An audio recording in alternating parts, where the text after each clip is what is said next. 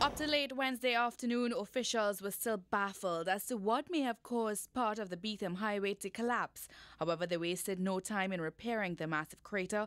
After almost 12 hours of overnight works, crews were able to cover the gaping hole just after 7 this morning. CNC3 News understands that a culvert gave way, resulting in the collapse of the roadway. As Program Director of Pure, Hayden Phillip, explained, the culvert was replaced, the hole filled with concrete and covered with steel sheets to allow the wet cement to cure. He admitted, though, that while the ministry aimed to finish works by 4 a.m., they experienced unexpected delays.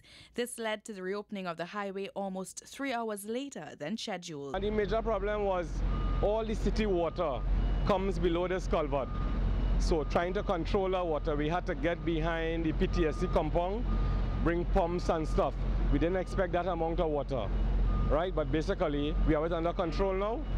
But Director of Highways Roger Ganesh said they were pleased with the progression of works. He said utmost importance had to be given to the safety of workers. We went over our skates. We estimated 4 a.m. this morning to complete, but of course, being a very technical job, we had all utilities to deal with. It took more time than expected, but we had to, of course, observe safety standards. That was most important.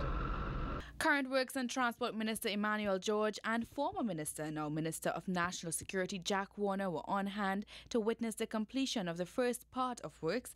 Minister George telling CNC3 News that the sinkhole now raises concerns about whether or not it will happen again. We expected that it would have been completed a little earlier, but we are still happy that we have made some progress up until this point. We feel that some additional work will be required here and on the other side of the beetham, because we suspect that the collapse of the culvert, which is the reason for the collapse of the roadway above it, that collapse of this culvert on this side of the beetham means that we have to look at the culvert on the other side, on the eastbound lane. As for now, the hole has been covered with metal sheets, which the minister expects will affect traffic flow.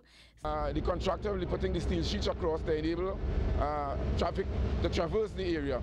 However, they may not be able to traverse the area as speedily as normal, so that we encourage people to be a little cautious as they come through this area. The minister says the Beetham Highway will be reopened to allow for traffic to flow. However, it will close again at 9 p.m. Thursday to 1 a.m. Friday morning for milling and paving. For CNC3, I'm Ria Rambali.